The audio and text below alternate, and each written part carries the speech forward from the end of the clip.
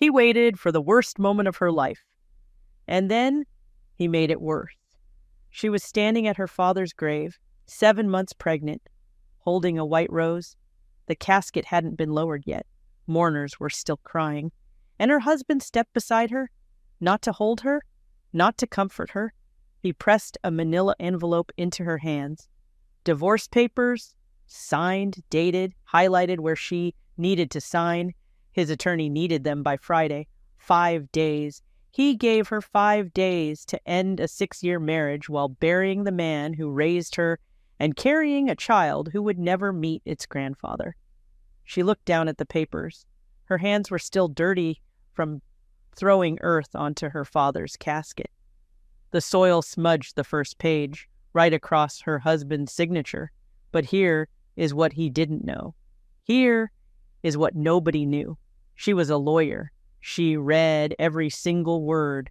And on page 14, she found something her dead father had hidden inside their marriage 6 years ago.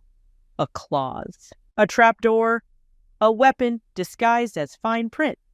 She signed the papers, exactly like he asked, and 5 days later, that signature destroyed him. This is a story about a man who mistook grief for weakness, about a woman who turned her darkest moment into her most powerful, and about a father who loved his daughter so much he protected her from beyond the grave. Stay until the end, because what happens on day 5 will change the way you think about every woman who has ever been underestimated. This story carries a message that matters. Sometimes the people who hurt you the most hand you the very weapon that sets you free. Strength is not the absence of pain. It is what you build from the wreckage. And the love of a good father never dies. It just waits until you need it most. If this story moved you, if it reminded you of someone you know, or if it gave you hope during a difficult time, please take a moment to like this video, leave a comment sharing your thoughts, subscribe to our channel, and hit the notification bell so you never miss a story. Share it with someone who needs to hear this today. Your support helps us bring more stories like this to life. Sign it, Celeste. Your father's dead. There's nothing left to pretend for. The words hit her like a slap. Not loud. Grant never raised his voice in public. He said it the way he ordered coffee. Calm, measured, like he had rehearsed it in front of the bathroom mirror that morning. October wind cut through the cemetery. The kind of wind that finds every gap in your coat, every crack in your composure. Celeste stood at the edge of her father's grave, 7 months pregnant, holding a single white rose. The casket hadn't been lowered yet. The minister had just finished speaking. Mourners were still dabbing their eyes with tissues. Some were reaching for her mother's hand. And Grant stepped beside her, not to hold her, not to whisper comfort. He pressed a manila envelope into her hands. She looked down. Her fingers were numb from the cold. The envelope was thick, legal weight paper. She could feel it through the material. Her name was typed across the front in clean black letters, Celeste Whitmore. Below that, 2 words that stopped her heart. Dissolution of marriage. Her knees buckled. Not from grief this time, from the mathematics of cruelty. He calculated this. He chose the exact moment when she couldn't fight, couldn't think, couldn't breathe. He waited until she was standing over her father's casket, belly swollen with his child, surrounded by 200 mourners, and he handed her divorce papers. She pressed her tongue hard against the roof of her mouth, so hard it almost bled. Her father taught her that trick when she was 12 and lost her first debate tournament. "Press your tongue up," he had said. "It stops the tears. Judges don't cry in public, sweetheart. They cry in chambers." She didn't cry. Her mother saw Dolores Calloway, 63 years old, standing 10 feet away in a black dress she had worn to 3 funerals in 2 years, saw the envelope, saw her daughter's face go white, saw Grant's posture, the way he stood with his hands in his pockets, like a man waiting for a receipt. Wesley saw too. Celeste's younger brother, 28, hot-headed since birth. He lunged. Two uncles caught him by the arms. Wesley's face was purple with rage. His voice cracked across the cemetery like a gunshot. "Are you out of your mind?" Grant didn't flinch. He didn't even look at Wesley. He kept his eyes on Celeste, patient, expectant, like a man who had run the numbers and already knew the outcome. "I've highlighted where you need to sign," Grant said. "My attorney needs them by Friday." Friday. 5 days. He gave her 5 days to end a 6-year marriage while burying her father and growing a human being inside her body. The mourners had gone quiet. 200 people stood among the headstones, watching. Some pretended not to see. Others stared openly. Celeste could feel their eyes, the weight of their pity, the heat of their whispered judgments. She looked down at the envelope again. Her hands were still dirty from throwing earth onto her father's casket. The soil smudged the first page, brown against white, right across Grant's signature line, already signed. He signed before the funeral. He came to her father's burial with his name already on the dotted line. The baby kicked hard, right under her ribs, like a tiny fist pounding against a wall. Celeste did something no one expected. She tucked the envelope under her arm. She looked Grant dead in the eyes. His eyes were green. She used to love that about him. Now they looked like the color of something spoiled. "I'll have my attorney review them," she said. Her voice didn't shake. It didn't crack. It came out level and clear, the way her father's voice always sounded when he delivered a verdict. 6 years of marriage to a man who thought she was soft, who confused her kindness for weakness, who mistook her patience for surrender. Grant's jaw tightened. Just barely. But she caught it. He didn't expect that. He expected sobbing, begging, a scene. He expected her to crumble in front of 200 people so he could later tell his attorney she was emotionally unstable. Instead, she gave him what her father taught her to give any bully in a courtroom. Nothing. She turned away from him, walked toward the car. Her heels sank into the soft cemetery grass with every step. The wind caught her black veil. The baby kicked again, and the moment she turned her back, her hand started shaking so violently the envelope nearly slipped. Nora caught it. Nora Pemberton. Best friend since college. Nurse at St. Michael's. The kind of woman who shows up at 3 in the morning with ginger ale and a baseball bat, depending on what the situation requires. Nora caught the envelope, then caught Celeste, wrapped one arm around her waist, walked her to the car without saying a word, opened the passenger door, guided her in, buckled her seatbelt around her pregnant belly. "Don't you dare read those yet," Nora said. But Celeste was already reading. Her legal mind fired even while her heart was disintegrating. Page 1.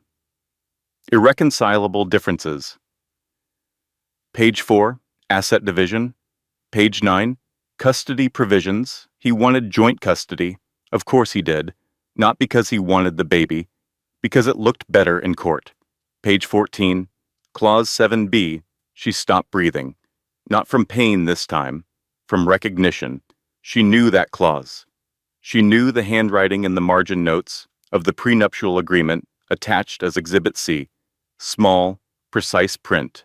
The same handwriting that had written Celeste's first steps in her baby book. The same handwriting that had signed 30 years of court opinions. Her father's handwriting. Raymond Calloway had built something into the prenuptial agreement. Something Grant never read. Something that changed everything. Celeste looked up from the papers. Through the windshield, she could see Grant walking to his car, shoulders back, confident. A man who believed he had already won. "Nora," Celeste said quietly. "Yeah?" "I need to call Barrett Knox." Nora's eyebrows shot up. "Barrett?" You haven't talked to him in 2 years. I know, but I need a divorce attorney, and I need one who's smarter than Grant's. Nora started the car. What did you find in those papers? Celeste looked down at Clause 7B, at her father's careful language, at the trap door he had built into her marriage 6 years ago, hoping she would never need it, preparing for the possibility that she would. My father, she said. I found my father. The wake filled the Calloway house with the smell of casseroles and lilies. Every surface held a foil-covered dish brought by a neighbor or church member or former colleague of Judge Raymond Calloway, potato salad from the Hendersons, baked ziti from the parish council, a ham that nobody asked for and nobody touched. Celeste sat upstairs in her childhood bedroom. The door was closed. The sounds of mourners filtered up through the floorboards, muffled condolences, clinking glasses. Her mother's voice, steady and gracious, thanking people for coming. The debate team trophies were still on the shelf, dusty now. Her law school acceptance letter was still framed on the wall. The twin bed still had the same blue quilt her grandmother made. Celeste sat on that bed, 7 months pregnant, reading her divorce papers for the 3rd time. Her legal mind did what it was trained to do. Even while her heart was breaking into pieces so small she might never find them all, page by page, line by line, Grant's attorney had been sloppy. The filing used a standard template. Several provisions were boilerplate language copied without customization. The asset disclosures were incomplete. The custody terms were aggressive, but poorly supported. But the prenuptial agreement attached as Exhibit C was different. That document had been drafted by Raymond Calloway himself. Every word was precise. Every clause was airtight. And buried on page 14 was Clause 7B. In the event of dissolution initiated by either party, all financial holdings, trusts, and subsidiary accounts shall be subject to independent forensic audit before asset division is finalized. Independent forensic audit. Those 3 words were a loaded weapon, and Grant had just pulled the trigger on himself. Celeste closed her eyes. She could see her father at his desk in the study downstairs, reading glasses perched on his nose, bourbon on the side table, that brown cardigan with the elbow patches he wore every Sunday. He would draft legal documents the way other men did crossword puzzles, carefully, patiently, with quiet satisfaction when every word fit exactly where it belonged. He always knew Grant wasn't good enough. He never said it. Not once in 6 years did Raymond Calloway speak a word against his daughter's husband, but he built her an escape hatch. He wove it into the legal fabric of her marriage and waited, trusted her to find it when the time came. Dad, she whispered to the empty room, you knew. Her phone was in her hand. She pulled up Barrett Knox's number. They hadn't spoken since the holiday party 2 years ago. The night Grant had pulled her aside afterward and said, I don't like you spending time with single men from law school. It doesn't look right. She had argued, then she had stopped arguing, then she had stopped calling Barrett. She pressed the call button. It rang once, twice. Celeste? Barrett's voice was warm and immediate. No hesitation, no surprise. Wesley called me an hour ago. I'm already pulling case files. She exhaled. Something loosened in her chest. Just slightly, like a fist unclenching one finger at a time. Barrett, I need you to look at something. The prenuptial agreement, page 14, clause 7B. She heard papers shuffling on his end. Then silence. Then a low whistle. Your father drafted this, Barrett said.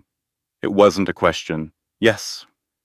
Celeste, this clause triggers an automatic forensic audit of all marital assets the moment divorce proceedings are initiated. Every bank account, every investment, every trust, every shell company, everything. I know. Does Grant know this clause exists?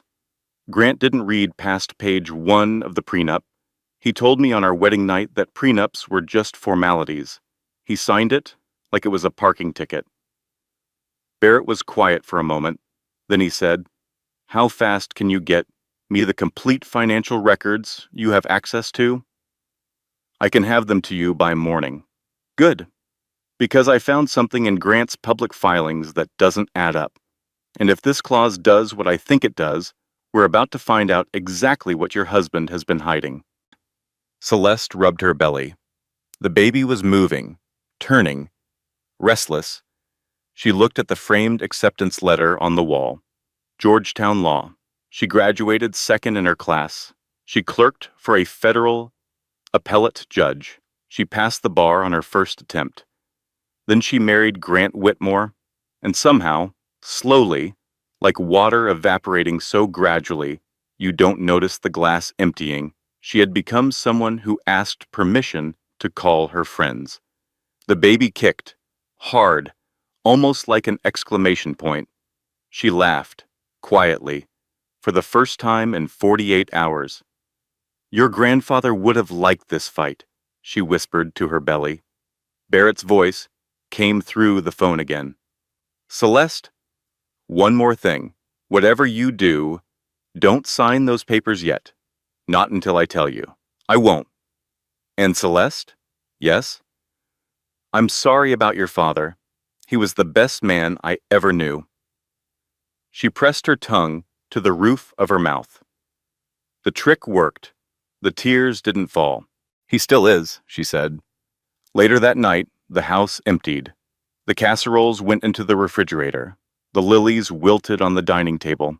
Dee sat in Raymond's chair in the living room, staring at nothing. Wesley paced the kitchen, calling Grant every name the English language offered and inventing a few new ones. Celeste stood in her father's study. The reading glasses were still on the desk. A bourbon glass with a ring stain sat beside a leather legal pad. His calendar was open to the week he died. Thursday had Rotary lunch in blue ink. Friday had Call Barrett, C's prenup review. Saturday had C's baby shower, written in careful letters with a small star drawn beside it. He was going to review the prenup. He was going to call Barrett. The week he died, he was already preparing. Barrett texted at 11 that night. Celeste was still in the study, surrounded by her father's books, his presence everywhere and nowhere. The text said, "Don't sign anything yet. I found something on Grant's financials. Call me in the morning. It's worse than you think." Celeste read the text 3 times. She set the phone down, picked up her father's reading glasses, held them in her palm. They were still smudged. He never cleaned them properly. Used the hem of his shirt instead of the cloth in the case. That always drove her mother crazy. She put the glasses back on the desk, exactly where he left them. Then she went upstairs to her childhood bed, the blue quilt, the familiar mattress, the sheets that still smelled faintly of Tide detergent. Her father always did the laundry, every Sunday morning. Said it relaxed him. Said the rhythm of folding was like organizing closing arguments. She pressed her face into the pillow, breathed. The baby kicked. 1, 2, 3, 4. She counted each one like a heartbeat, like proof that something good still existed inside the wreckage. She fell asleep counting. The coffee in Barrett's office was terrible, burned and bitter, like it had been sitting on the warmer since the previous century. Celeste held the mug anyway. The heat felt good against her cold fingers. October had settled into the city with a vengeance. Gray skies, bare branches, the kind of weather that matched everything she was feeling. Barrett sat across from her. His desk was covered with printouts, financial statements, and highlighted legal documents. He looked like he hadn't slept. His tie was loosened. His sleeves were rolled up. There were coffee rings on 3 different legal pads. "How bad is it?" Celeste asked. Barrett leaned back in his chair. He picked up a printout and set it down again. Then he looked her directly in the eyes. Grant has been siphoning money from his firm's client accounts. $230,000 over 18 months. He's been routing it through a shell company registered in Delaware. The room was quiet. Celeste could hear the clock on the wall, the soft hum of the heating system, the muffled sound of traffic 4 stories below. She could hear all of these things because her brain had gone completely silent, like someone had unplugged it. He's not divorcing you because he fell in love with someone else, Barrett continued. He's divorcing you because if you're still his wife, when this surfaces, marital asset law means you're liable too. He's not leaving the marriage. He's fleeing a crime scene. Celeste set the coffee mug down. Her hands had gone still, perfectly still, the way they did before she delivered opening arguments, the stillness before the storm. How long has he known about the audit risk? She asked. His firm's annual internal review happens in 6 days. If the siphoning is discovered during that review, the firm reports it to regulators. Criminal charges follow. By rushing the divorce, Grant separates his assets from yours on paper before anyone starts looking. And Clause 7B? Barrett almost smiled. Clause 7B turns his escape plan into a trap. The moment divorce proceedings are initiated, all assets go under forensic review. An independent auditor gets full access to everything, every account, every transaction, every shell company. He didn't read the prenup. Nobody reads prenups, except your father. Your father read everything. Celeste stared at the financial printouts on Barrett's desk. Numbers, dates, account transfers. The architecture of her husband's deception laid out in neat columns, $230,000. Stolen from clients who trusted him, hidden in a company that existed only on paper.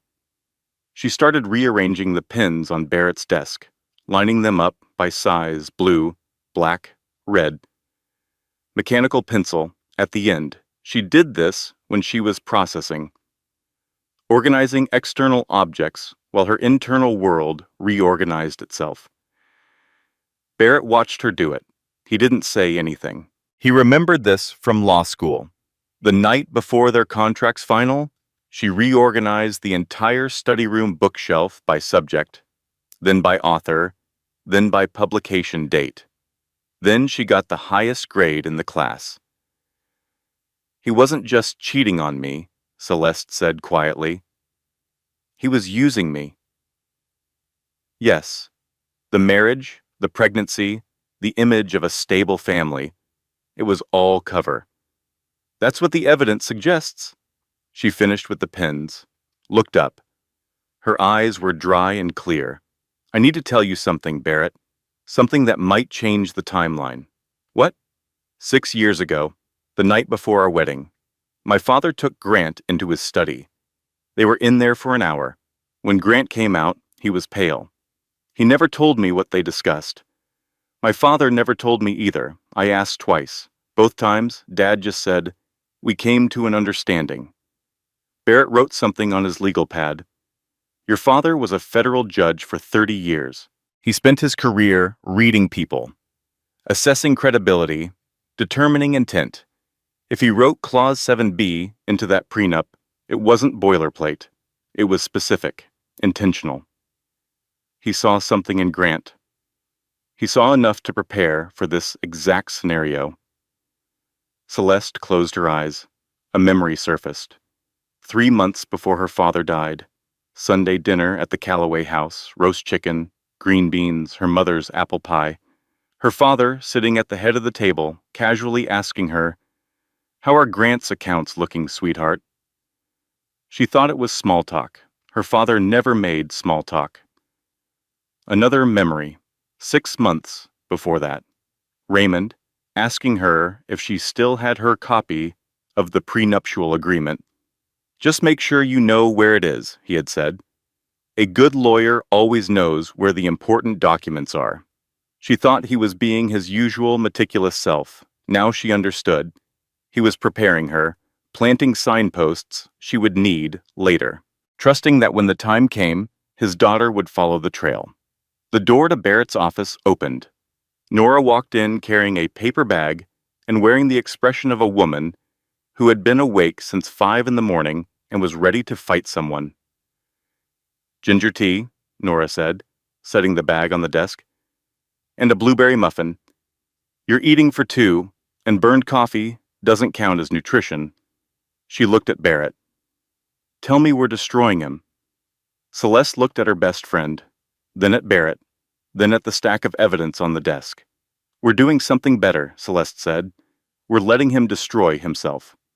The plan took shape over the next 2 hours. Celeste would sign the divorce papers. She would file them through Barrett, who would simultaneously trigger Clause 7B. The forensic audit would begin automatically. Grant's attorney would receive notification, but by then, the auditor would already have access to the financial records. Grant couldn't stop it without withdrawing the divorce entirely. And withdrawing the divorce would mean admitting he filed it under false pretenses. It was a perfect legal mousetrap.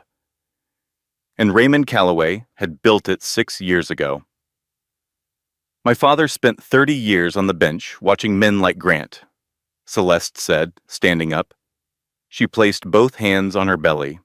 The baby was quiet now, resting. "He built that clause knowing someday I might need it. I won't waste it." Her phone buzzed on the desk. She picked it up. A text from a number she didn't recognize. It read, "Celeste, this is Vivian. I think we should talk. There are things about my son you need to know." Vivian, Grant's mother, the woman who had spent 6 years correcting Celeste's table settings and suggesting she wear more flattering colors. The woman who once said, at Thanksgiving dinner, that Celeste's career made Grant feel inadequate. Celeste stared at the text. Read it again, then a third time. "Who is it?" Nora asked. "Grant's mother." "What does she want?" Celeste looked at Barrett. He raised an eyebrow. "She wants to talk," Celeste said, "and I think I should listen."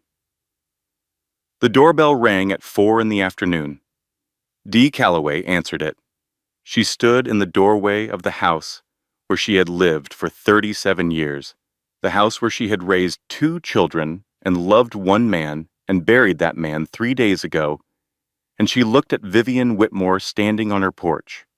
2 women who had tolerated each other for 6 years, who had sat across holiday tables making polite conversation about weather and recipes while their children's marriage slowly poisoned itself, who had smiled at each other in church and exchanged birthday cards with generic well wishes.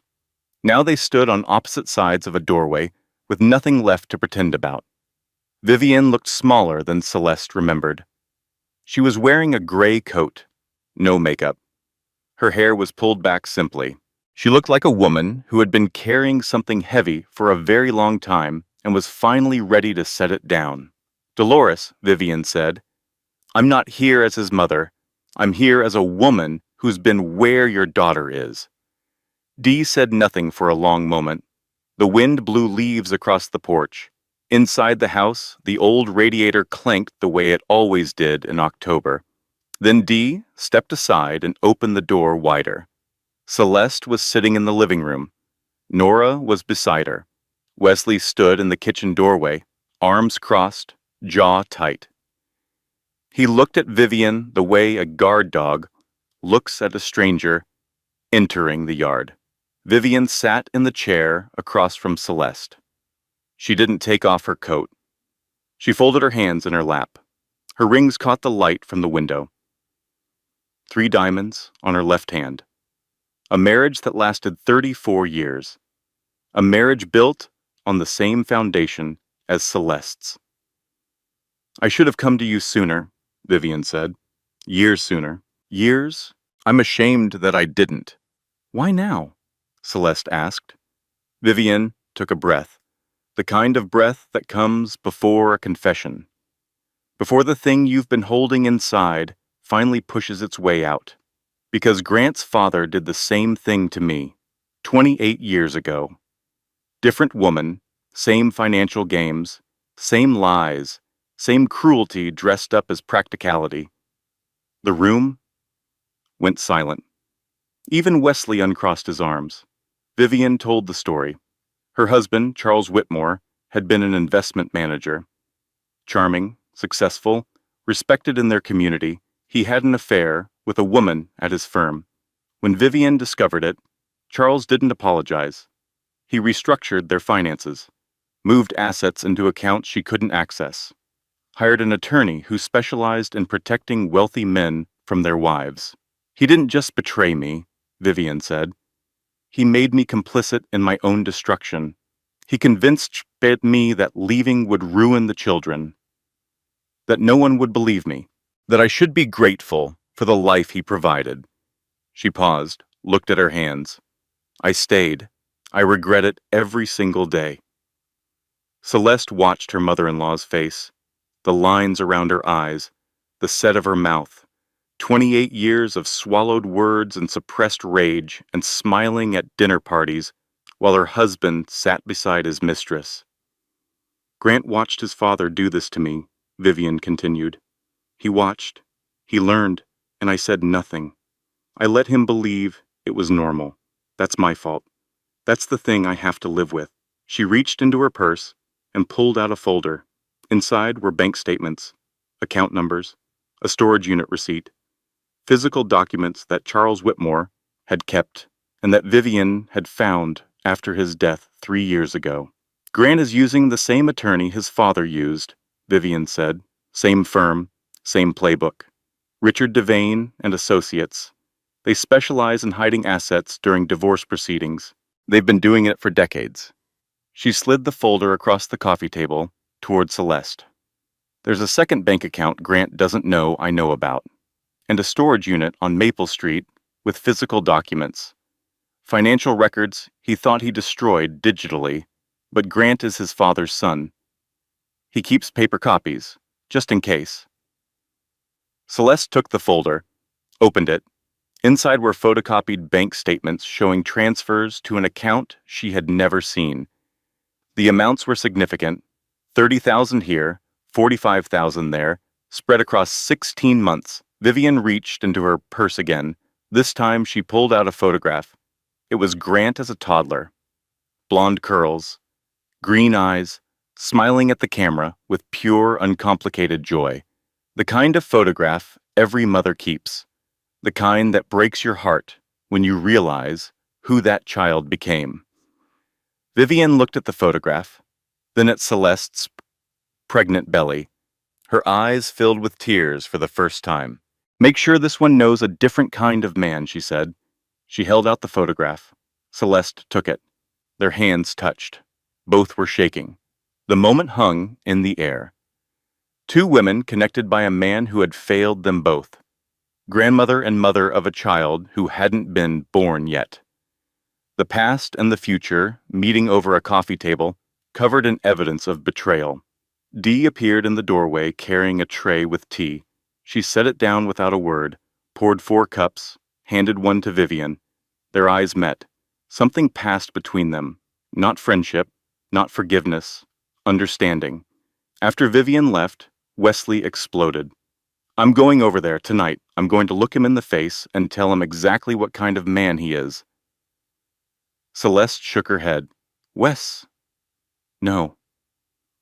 He deserves it. He deserves a lot of things. But Dad was a judge. He didn't solve problems with his fists. He solved them with paper. She held up the folder Vivian had given her. I'm going to bury Grant in paper. That night, Celeste sat in her father's study. His reading glasses on the desk, his bourbon glass with the ring stain, the calendar open to the week he died. She picked up his favorite pen, uncapped it, wrote on the legal pad beside the bourbon glass. Clause 7B, Vivian's documents, Barrett, storage unit on Maple Street. She was building a case the way her father taught her, evidence first, strategy second, emotion third. Her phone rang. Barrett's name, on the screen. Celeste, we have a new problem. What? Tiffany Loring, Grant's colleague at the firm, she's pregnant, due 3 weeks after you. The pen stopped moving. The room contracted. The walls, the bookshelves, her father's entire life compressed into a single point of pain that radiated outward through her chest. Another woman, another baby, another lie. She set the pen down carefully, pressed her palms flat against the desk, breathed in through her nose, out through her mouth, the way she did before entering a courtroom, before facing a hostile witness, before opening her mouth to speak when every cell in her body wanted to scream. "Celeste?" Barrett's voice, careful. "Are you there?" "I'm here," she said. "Tell me everything." The coffee shop was neutral territory, a place with exposed brick walls and acoustic folk music and baristas who made latte art that nobody appreciated. Celeste chose it because it was public, because witnesses mattered, because she didn't trust herself to have this conversation in private. Tiffany Loring arrived 7 minutes late. She was 27 years old, blonde, wearing a navy blue dress that didn't quite hide her pregnancy. 5 months along, just starting to show. She moved through the door with the nervous energy of a woman who had been rehearsing what to say and had already forgotten all of it. She saw Celeste, stopped. For a long moment, the two women just looked at each other, the wife and the other woman, both pregnant with the same man's children. It was the kind of scene that belonged in a movie, except it smelled like espresso, and someone's phone was playing a notification sound that sounded like a bird. Tiffany sat down. She didn't make eye contact. She wrapped both hands around her water glass, like it was the only solid thing in the room. "Before you say anything," Tiffany started. Her voice was tight, controlled. "I know what I did was wrong. I know you hate me. I would hate me." "I don't hate you," Celeste said. Tiffany looked up, surprised, suspicious. "I don't have the energy to hate you," Celeste clarified. "I'm 7 months pregnant. I buried my father 4 days ago, and my husband served me divorce papers at the graveside. My emotional capacity is currently allocated elsewhere." Tiffany's mouth opened, then closed. She hadn't known about the funeral. Celeste could see it in her face. Grant didn't tell her that part. "He served you papers at the funeral?" Tiffany whispered. "Beside the casket, before they lowered it." Tiffany set her water glass down. Her hands were trembling. "He told me you were cold, distant, that the pregnancy was an accident you resented. He said you hadn't been intimate in over a year. He said he was trapped in a loveless marriage." Celeste listened, without interrupting. She recognized every word, not because Grant had said them to her, but because they were standard lines, textbook phrases from the cheating husband playbook. Every family law attorney in the country had heard them 1,000 times. "He told me he was going to leave," Tiffany continued. "He said he just needed to wait for the right time. When I got pregnant, he said it was a sign that we were meant to be together." "When did it start?" Celeste asked. 18 months ago, at a firm retreat in Scottsdale." 18 months, Celeste did the math. 18 months ago, she and Grant had been trying to conceive. She had been tracking her cycle, taking vitamins, reading books about fertility. Grant had been coming home from work every night, kissing her forehead, asking about her day, and then going to bed with Tiffany. Something shifted inside Celeste. Not anger, exactly. Anger was too simple. This was something deeper, like watching a building you lived in get demolished and realizing it had been condemned for years. The foundation was rotten, the walls were hollow. She just hadn't seen it because she was standing inside. "I'm not here to fight with you, Tiffany," Celeste said. "I'm here to warn you." Tiffany went still. "Grant isn't leaving me because he loves you. He's leaving me because he's been stealing money from his firm. Over $200,000 routed through a shell company. He needs the divorce finalized before the firm's audit discovers it. If we're still married when it surfaces, I'm liable. That's why the rush. That's why the funeral. You weren't the reason. You were the excuse. The color drained from Tiffany's face, slowly, like watching paint fade in sunlight. That's not possible, she said. He's a senior vice president. He makes $300,000 a year. He makes $300,000 a year and steals on top of it. I have the financial records. My attorney has the paper trail. Tiffany stared at the table. Her latte art was dissolving into brown soup. The bird notification sound went off again on someone's phone. A barista dropped a ceramic mug, and it shattered on the floor. Nobody flinched. I didn't know, Tiffany said. I swear, I didn't know about any of this. I believe you. Why? Because I didn't know either, and I lived with him for 6 years. 2 pregnant women, sitting across from each other in a coffee shop, both holding cups they hadn't sipped, both carrying the children of a man who had lied to them in equal measure with equal conviction. The parallel was deafening. Tiffany reached into her purse, pulled out a flash drive, small, silver. She placed it on the table between them. I recorded things, she said quietly. Voicemails, texts, emails. Where Grant talks about moving money, about accounts I didn't understand, about what he called restructuring before the quarterly review. Celeste looked at the flash drive, then at Tiffany. Why did you record them? Because something felt off. The way he talked about money, the way he got nervous before meetings, the way he checked his phone in the middle of the night. I'm not a lawyer, but I'm not stupid either. Why are you giving me this? Tiffany's chin trembled. Because I Googled your father last night. After Grant told me about the funeral, I looked up Raymond Calloway. I read about his career, his rulings, the tributes people wrote. He was a good man. She paused, and I realized that if Grant lied to you, his wife, the mother of his child, for 6 years, then he's been lying to me for 18 months. The only question is, how much? Celeste picked up the flash drive. It was warm from Tiffany's hand, light as a feather, heavy as a verdict.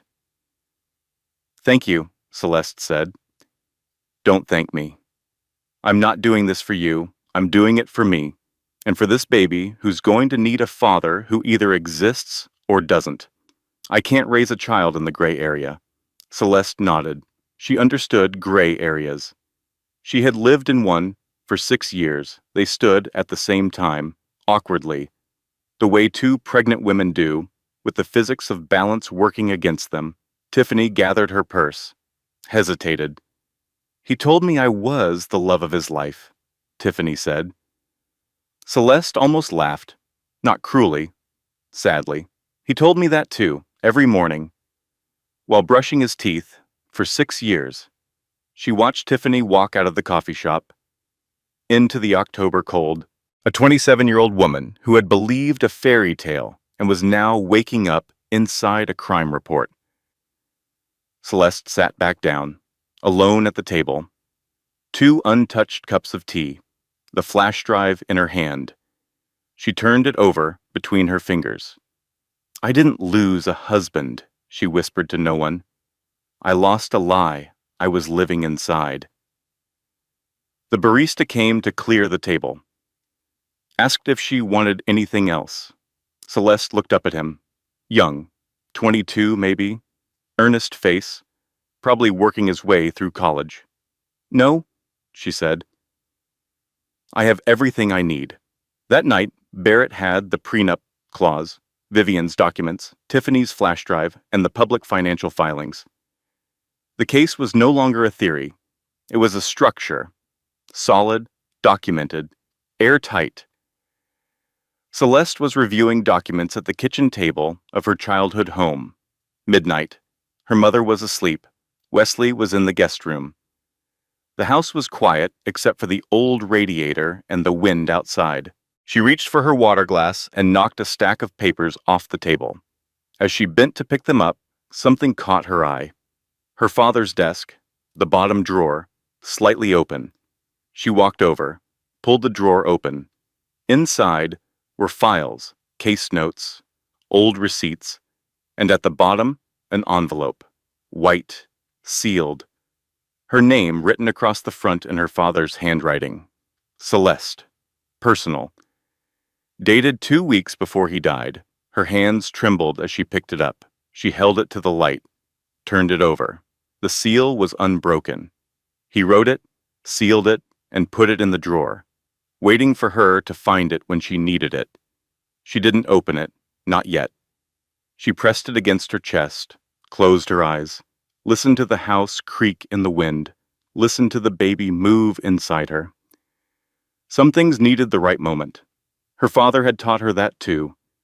She opened the letter at 3 in the morning, the hour when the world is honest, when there's no performance left, no audience, just the truth and whoever is brave enough to sit with it. Celeste sat in her father's study. The lamp cast warm light across the desk, the reading glasses, the bourbon glass, the legal pads and law books and framed photographs of every Callaway graduation, wedding, and holiday for the past 4 decades.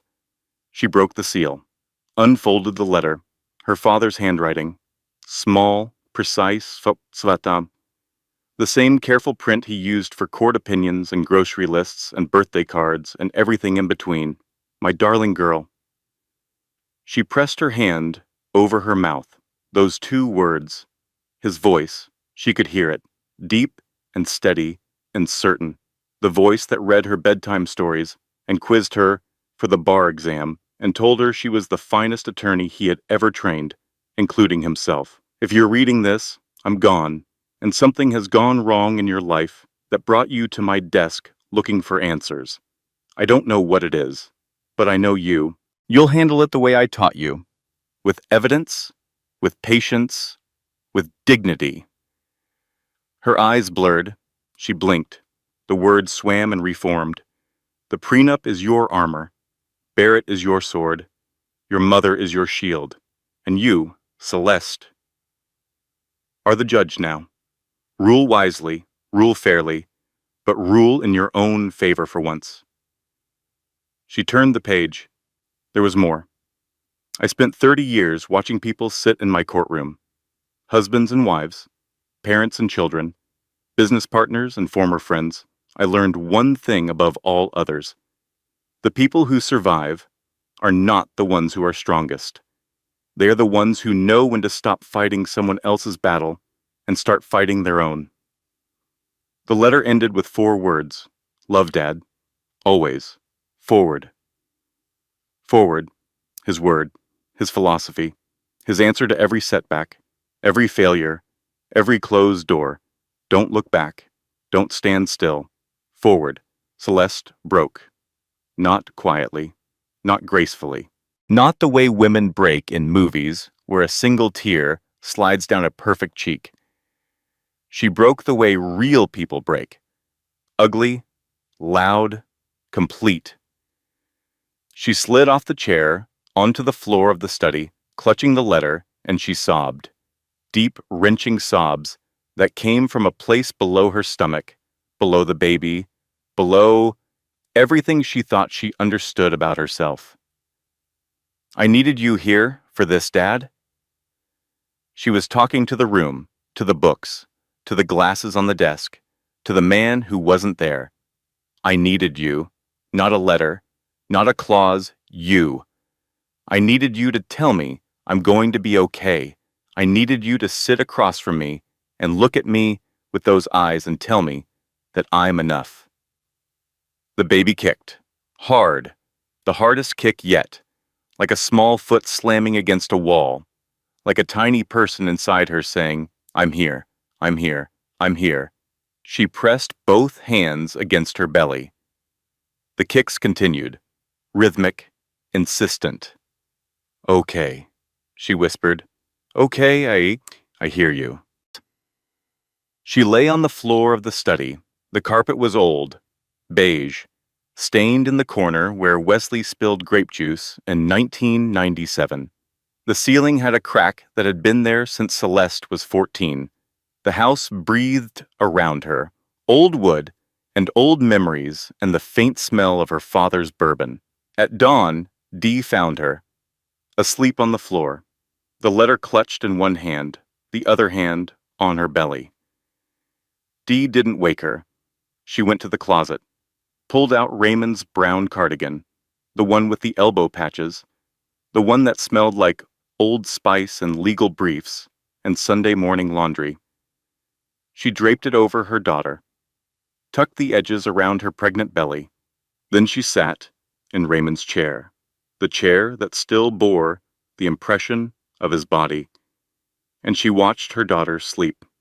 She made a promise to her dead husband, silently, in the language of 40 years of marriage, the language that doesn't need words.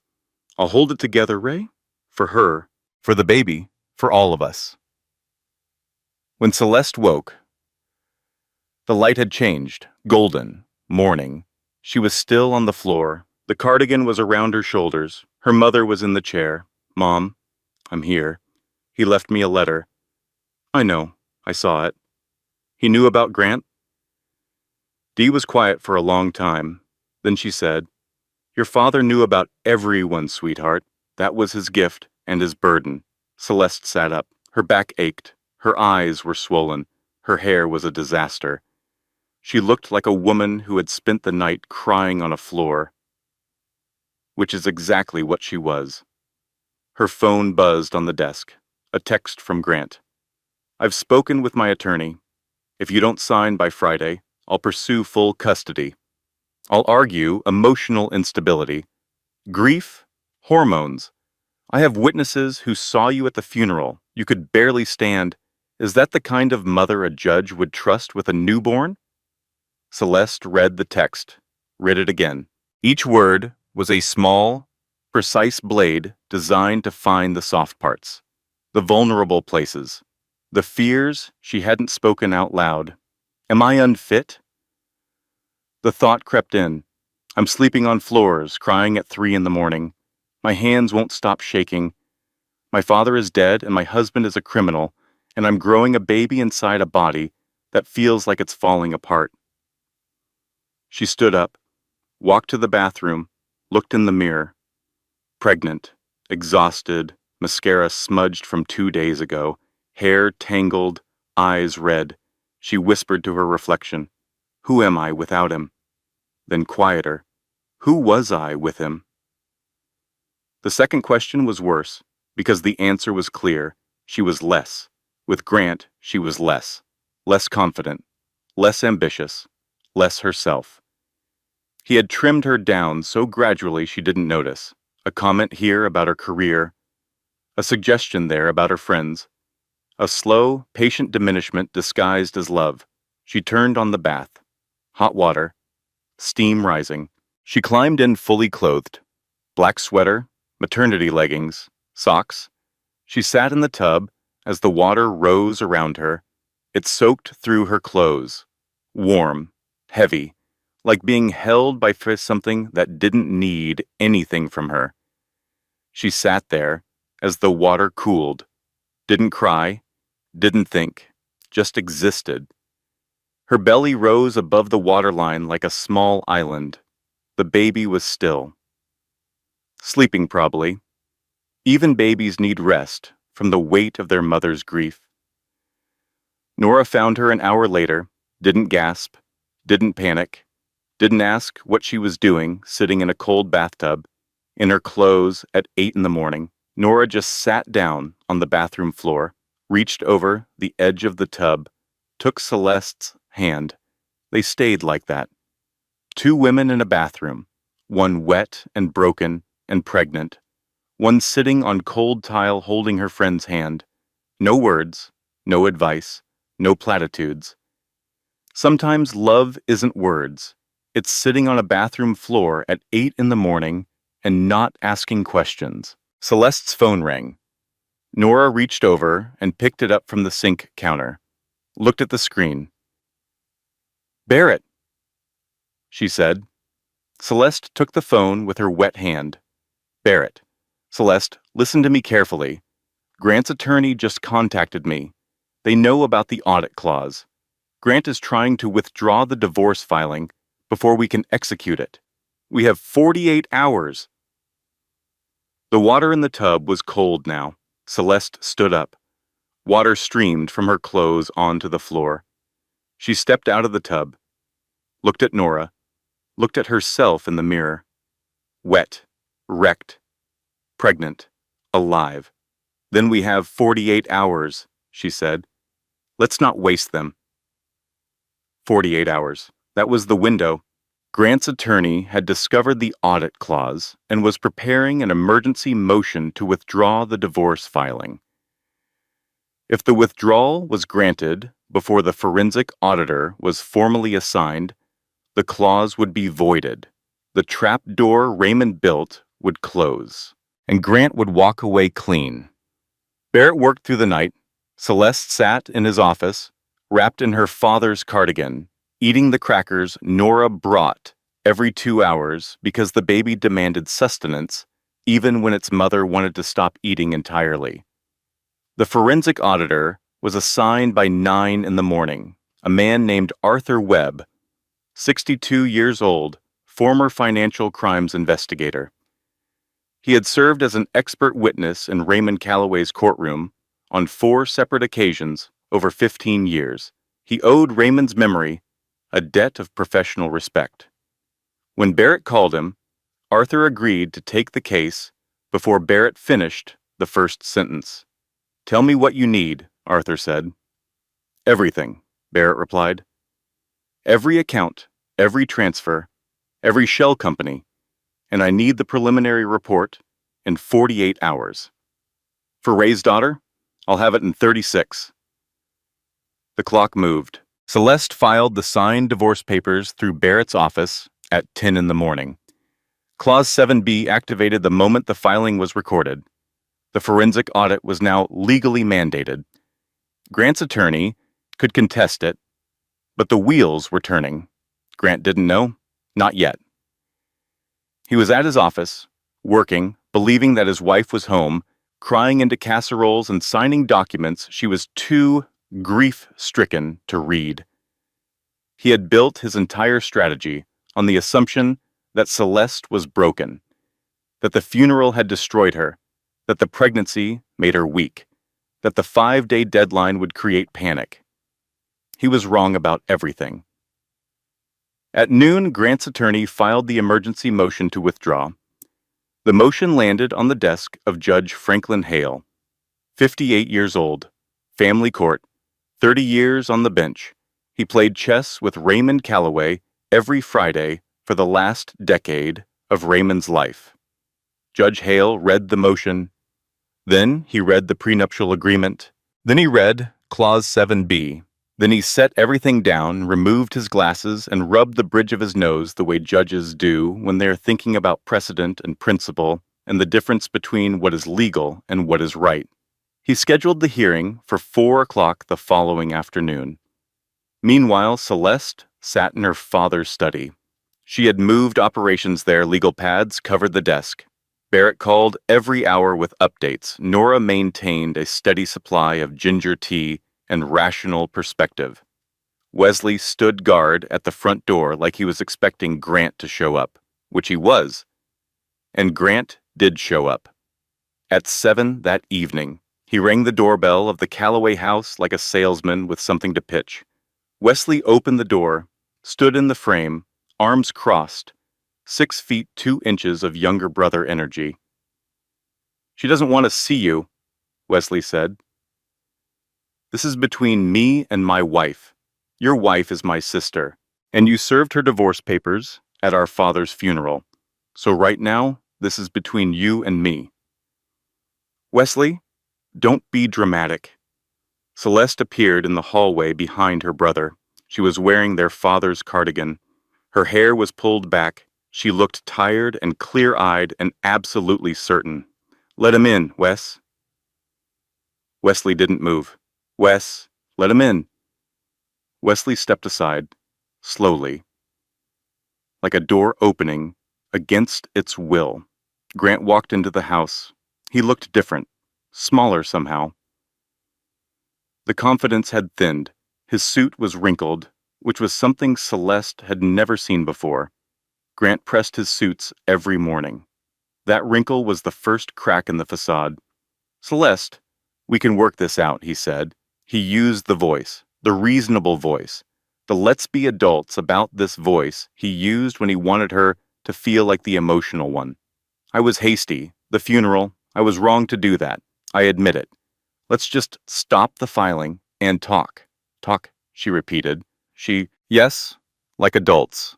"We can go to counseling. We can figure this out. You want counseling. I want to save our marriage." She looked at him, really looked, the green eyes she once loved, the jaw she once traced with her fingertip while he slept, the hands that had held hers at the altar and served her divorce papers at a graveside. "You served me papers at my father's grave," she said, "while I was carrying your child. You timed it to the hour. You brought the envelope to a cemetery. You signed before the funeral. You planned it the way you plan client presentations.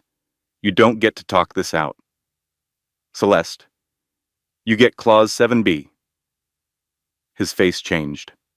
The mask slipped. For just a moment, she saw what was underneath. Not remorse, not love. Fear. "Your father was always meddling in our marriage," Grant said. The reasonable voice was gone. Something harder underneath. "My father was protecting me from you," Celeste replied. "And he did it from the grave. Be grateful he was a judge and not something less forgiving." Grant looked around the room.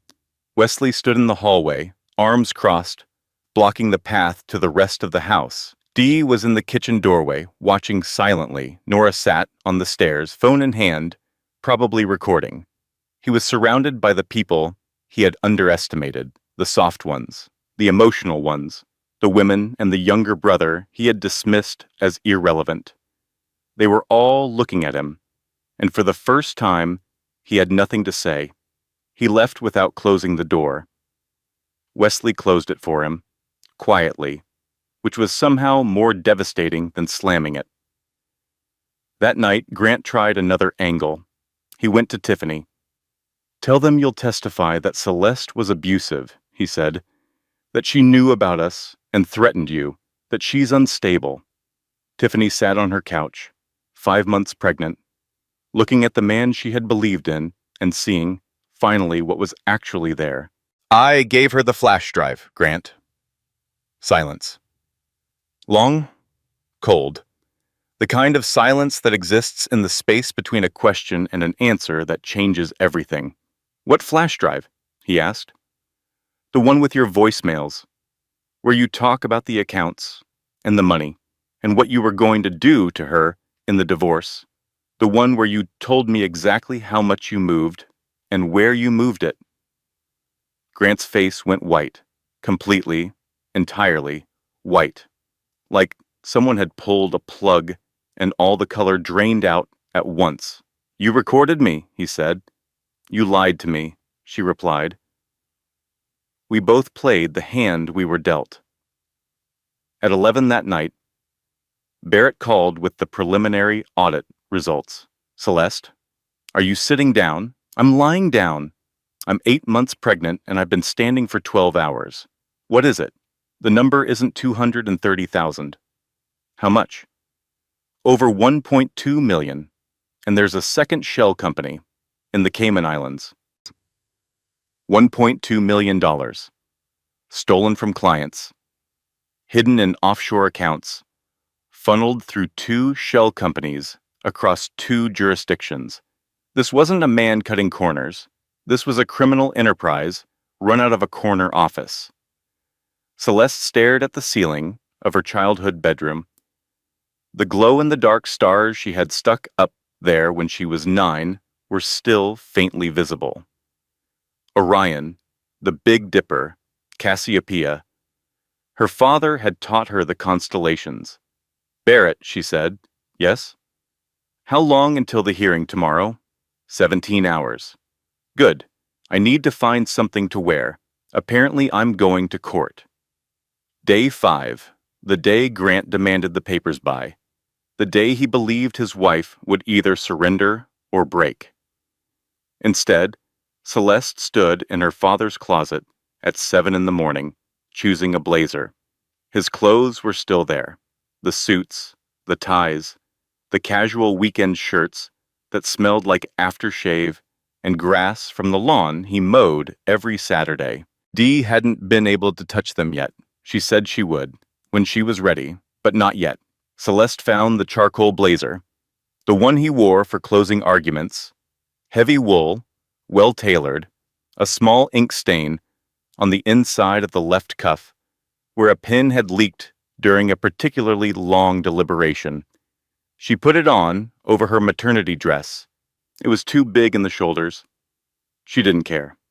She looked at herself in the hall mirror, pregnant, wearing her dead father's blazer, about to walk into a courtroom and dismantle the man she married.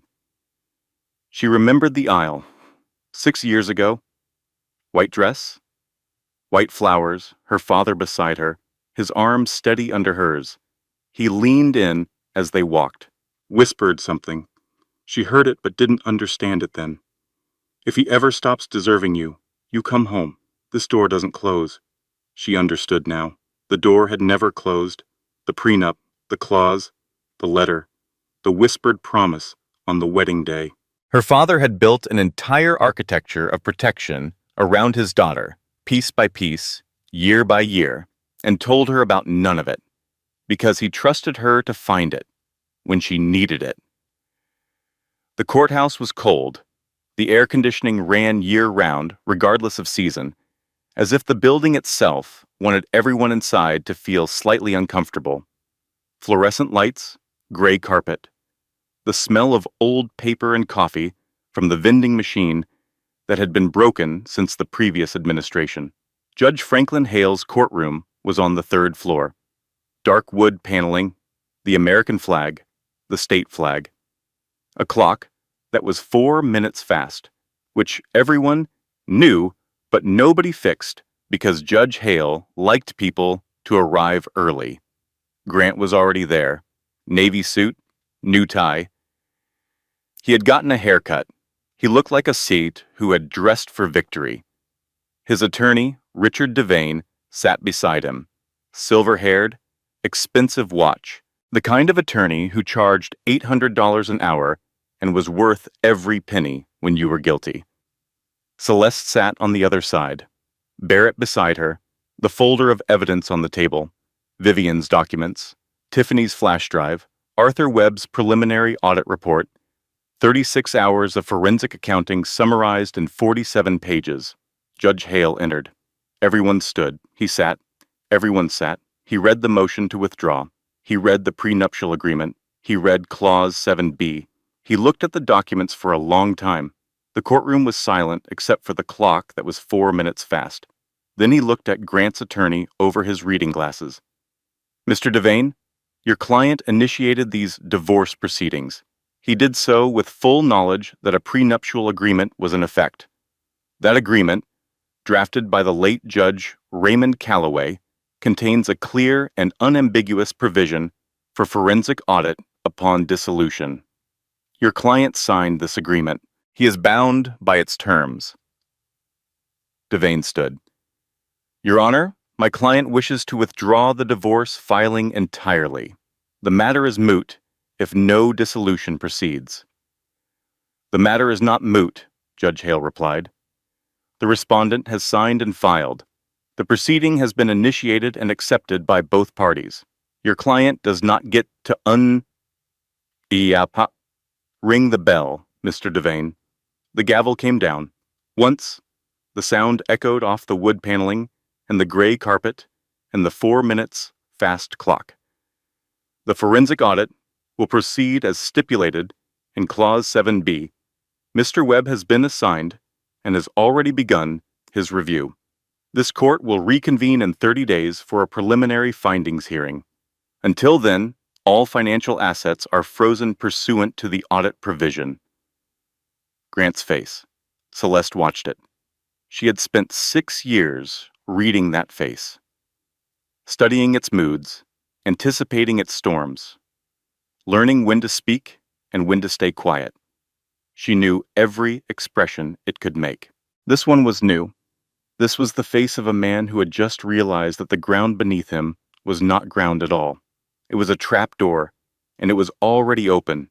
Outside the courthouse, gray sky, cold wind, the same kind of wind that had blown through the cemetery 5 days ago.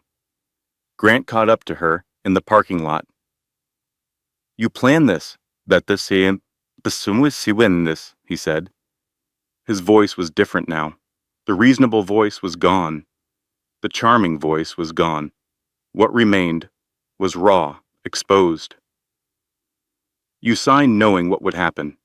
Celeste stopped walking, turned to face him. She was wearing her father's blazer, the shoulders too wide, the sleeves too long, and she had never felt more precisely herself. "You planned yours too, Grant," she said. "At my father's funeral. The difference is, I read the paperwork." She turned away from him, walked to her car, got in, closed the door, and only then, alone, in the sealed quiet of the car, she let herself scream. One long, raw, primal scream that came from the bottom of her lungs and filled the car and fogged the windows and lasted until she ran out of air. Then she stopped, breathed, adjusted the rear-view mirror, looked at her own eyes, red, swollen, fierce. She put on her seatbelt, adjusted it around her belly, started the engine, drove home.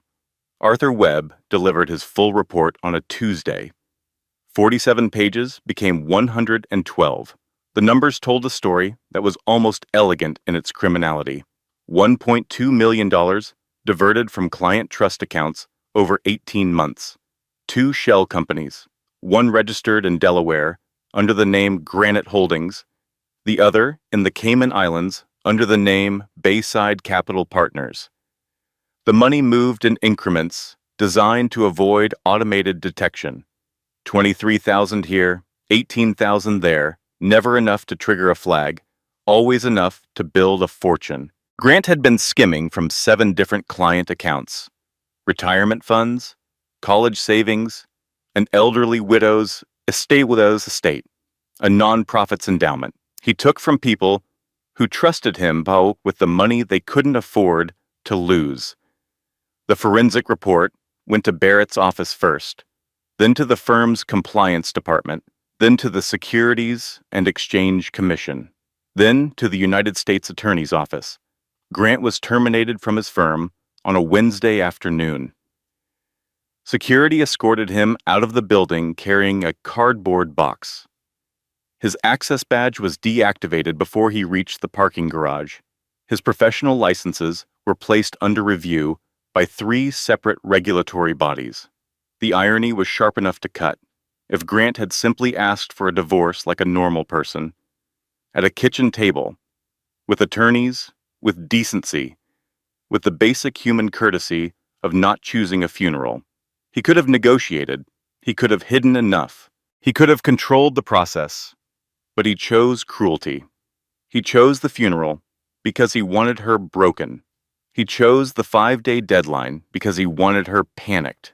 He chose speed over caution because he believed his wife was too emotional, too pregnant, too grief-stricken to fight. Speed made him sloppy. Cruelty made him careless, and his contempt for Celeste made him blind to the woman she actually was. Barrett sat across from Celeste in his office, the same office where this had started, the same terrible coffee, the same cluttered desk, but everything else had changed. "The settlement terms," Barrett said. He opened a folder. "You're entitled to the house, full custody, child support calculated at the standard percentage of his legitimate income, and approximately 60% of marital assets after the fraudulent funds are separated and returned to the clients." Celeste nodded. She had expected this. She had calculated most of it herself. Her legal mind had been running the numbers for weeks. "And Grant?" she asked. "Federal charges are pending. His attorney is negotiating a plea. Best case for him is 18 months minimum at a federal facility." Celeste looked out the window. November now. The trees were bare. The sky was white. The world looked like it had been stripped down to its bones. Barrett? Yes? What about Tiffany? Barrett paused, set his pen down. What about her? She's pregnant with his child too. She's going to need support. Financial support, medical support. That baby didn't choose any of this. Celeste, you don't owe Tiffany Loring anything. I know I don't owe her. I'm not talking about debt. I'm talking about a child. Grant's child, which means my daughter's sibling. Whether anyone planned it or not.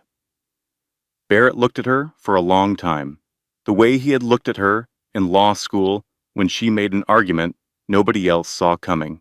The way he used to look at her before Grant made sure they stopped talking. You want me to include provisions for Tiffany's child in the settlement, he said. Yes, not for Tiffany, for the baby, child support, medical coverage, college fund if possible. That's remarkably generous. My father judged people for a living, but he taught me that justice isn't about punishment. It's about making sure the right people are protected, and children are always the right people. Barrett wrote it into the settlement agreement that afternoon. Vivian came to the Calloway house one last time. She brought a box.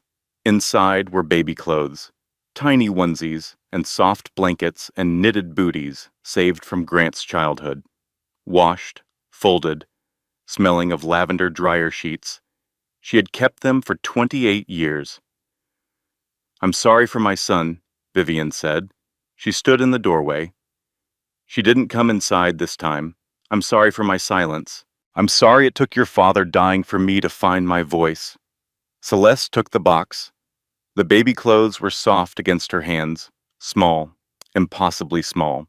Hard to believe a person could start out that tiny and grow into someone capable of such calculated harm. Thank you, Vivian. For what? I should have done this years ago. For choosing the right side, even though it's the harder one. Dee appeared behind Celeste. She saw the box. She saw Vivian. Two mothers standing on opposite sides of a doorway. One who raised a man who destroys. One who raised a woman who endures. They would never be friends, but something had shifted between them. Something that looked like recognition. Dee took the box from Celeste's hands and nodded at Vivian just once. A small movement, an acknowledgement that the world is complicated and people are flawed, and sometimes the bravest thing a mother can do is admit her child is wrong. Vivian nodded back. Then she walked to her car and drove away. That night, Celeste sat on the back porch of her childhood home. Fireflies were gone. For the season, the yard was dark except for the porch light and the glow from the kitchen window, where Dee was washing dishes and humming a song Raymond used to sing. Celeste was wrapped in the brown cardigan. Her belly was enormous now. 8 months. The baby would come soon. She could feel it, the heaviness, the readiness, the strange, fierce patience of a body preparing to do something extraordinary. Dee brought her decaf coffee, sat beside her on the porch swing. The chains creaked. The night was cold but not unbearable. They sat in silence for a long time. The kind of silence that only exists between a mother and daughter who have survived something together. Not comfortable exactly, but honest. Your father would have loved watching you in that courtroom, Dee said. Celeste smiled. The first real smile in weeks. Not a brave smile. Not a performing smile. A real one. He was there, Mom. He built the case 30 years before it happened. Dee reached over and took her daughter's hand, squeezed it, didn't let go. The porch swing creaked, the night deepened, the baby kicked, and somewhere in the vast, indifferent universe, in whatever place good men go when their work is done, Raymond Calloway rested. Ramona Celeste Calloway Whitmore was born on a Tuesday morning in December. 8 pounds, 2 ounces, 10 fingers, 10 toes, a full head of dark hair, and a voice that announced itself to the delivery room with the confidence of a woman who had been waiting 9 months to speak. She came into the world screaming, which made Celeste laugh. Through tears, through exhaustion, through the strange animal relief of a body completing the hardest thing it had ever done. She laughed because her daughter was loud and angry and alive and perfect. In the delivery room, Dee held one hand, Nora held the other. Wesley paced the hallway because he couldn't handle watching his sister in pain. Barrett sat in the waiting room with a case file he wasn't reading. No Grant. His absence was noted by the nurses, by the on-call doctor, by the hospital social worker who stopped by to ask gentle questions. Celeste didn't notice. That was how she knew something fundamental had shifted. 6 months ago, his absence would have been a wound. Now it was simply a fact. The sky is gray. The coffee is cold. The father of my child is not here. Facts, not feelings. Nora was the first to hold Ramona after Celeste. She cradled the baby with the practiced ease of a neonatal nurse and the trembling reverence of an aunt. "She looks like your father," Nora said. Celeste looked at her daughter's face. The nose, the set of the jaw, the way her eyes, still cloudy and new, seemed to study the room with the calm assessment of someone deciding whether or not to issue a ruling. "Yeah," Celeste said. "She does." Dee held her granddaughter and wept. Not sad tears, relief tears, joy tears, the tears of a woman who had buried her husband and almost lost her daughter, and was now holding proof that the world keeps going, that life insists on continuing, that love survives its losses. "Raymond," Dee whispered to the baby, "your name means Raymond." And he would have held you all day and never put you down. 3 months passed. Winter deepened. The Calloway house adjusted to the sounds of a newborn, the 3 in the morning feedings, the crying that echoed through rooms that had been quiet for too long, the soft singing of a grandmother who remembered every lullaby from 30 years ago. Celeste healed. Not all at once, not in a straight line. Some days she felt strong and clear and certain. Other days she stood in the shower for 45 minutes staring at the tile. Grief doesn't move in one direction. It circles. It returns. It surprises you in the grocery store when a song plays that your father liked. But she moved forward. Because that was the word. Forward. She reopened her law practice in the spring. A small office on Main Street. 2 rooms and a waiting area. She painted the walls herself, pale blue, the color of her father's favorite tie. The nameplate on the door read, Calloway Legal, Family Law. Her first client was a woman named Diane, 52 years old, married 28 years. Her husband had served her divorce papers the day after her mastectomy, while she was still in the hospital bed, while the drain tubes were still attached. Diane sat in Celeste's office and told her story through tears. The same story with different names, the same cruelty wearing different clothes. Celeste listened, made notes, poured a glass of water, handed Diane a tissue. "I can't pay much," Diane said. "This one's pro bono," Celeste replied. "My father was a judge. He believed that justice shouldn't have a price tag. I'm still figuring out what I believe, but that part I know for sure." Barrett became her law partner. They worked well together. He handled the courtroom. She handled the strategy. They argued about case law over lunch and agreed about everything else. Something unspoken sat between them, warm and patient and unhurried. Neither of them named it yet. There was time. After everything that had happened, Celeste understood the value of time. Grant pleaded guilty to 3 counts of financial fraud and 2 counts of wire fraud. 18 months at a federal minimum security facility. His clients were reimbursed through the firm's insurance. His professional licenses were permanently revoked. At the sentencing hearing, Celeste sat in the gallery. She didn't speak, didn't need to.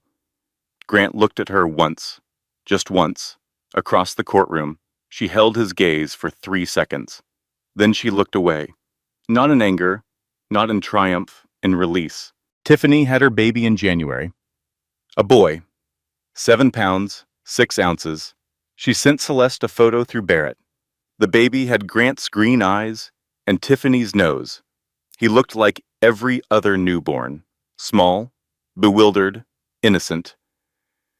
Celeste sent back a onesie, white cotton, size 3 months. Printed on the front in small letters was one word, cousin. Because that's what Ramona and that boy were. Whether anyone planned it or not, whether it was convenient or comfortable or easy, they shared blood, and children shouldn't pay for the failures of their parents. Tiffany texted back a single heart emoji. Nothing else was needed. The seasons turned. Ramona learned to smile, then to laugh, then to grab things with her tiny fists and refuse to let go, which Celeste considered an excellent personality trait. She had her grandfather's stubborn jaw and her mother's dark eyes and a temperament that suggested she would not be a person who accepted unfairness quietly.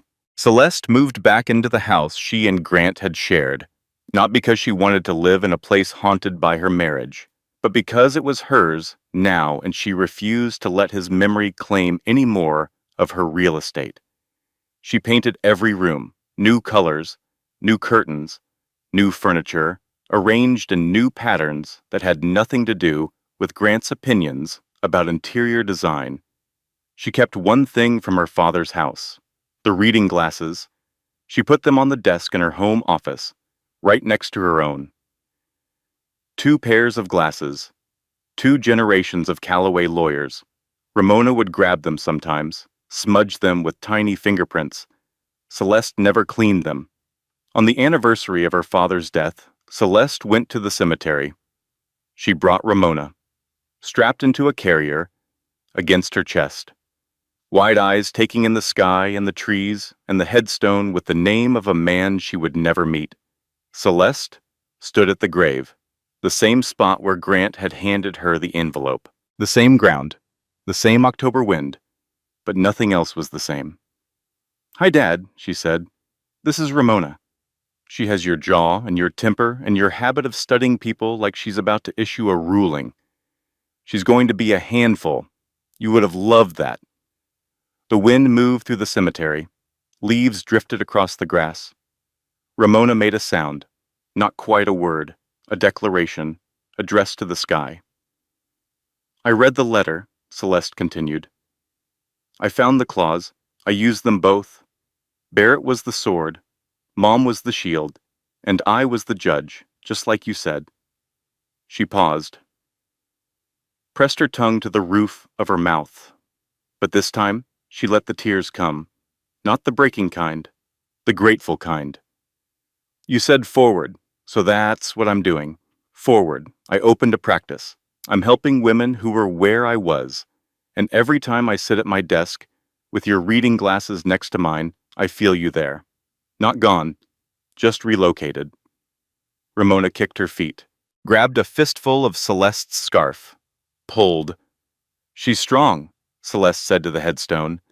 "Really strong. I think she gets that from you." The wind blew, the leaves settled. The cemetery was quiet and alive and full of the kind of peace that only exists in places where grief has finished its loudest work and settled into something permanent and manageable and shot through with love. Celeste walked back to her car, Ramona against her chest. The October sun low and golden. She passed the spot where Nora had caught her father, where Wesley had lunged, where Grant had stood with his hands in his pockets and his confidence intact, believing he had already won. She got in the car, buckled the carrier into the base, adjusted the mirror. Ramona's eyes stared back at her, green, like Grant's. But the expression was all Callaway, watchful, assessing, deciding. "Let's go home, Bug," Celeste said. She started the engine, back at the office on Monday. Barrett brought coffee. Good coffee this time. He had started going to the shop 2 blocks over because Celeste mentioned once that she liked their dark roast. He never told her this was why. She never asked. New client called this morning, Barrett said.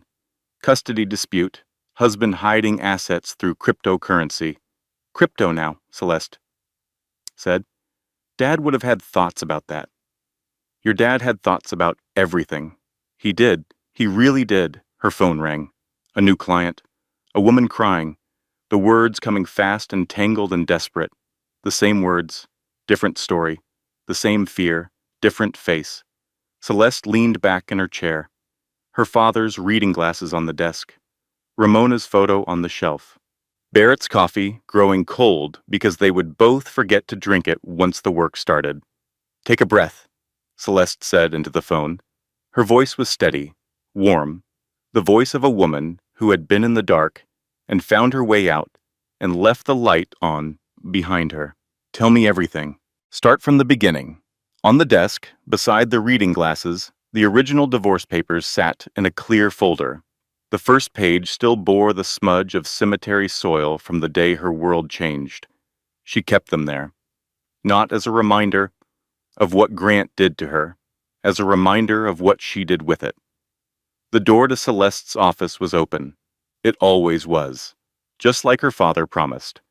This content was carefully researched, developed, and manually edited by our team to deliver meaningful stories with real emotional value and life lessons for our audience.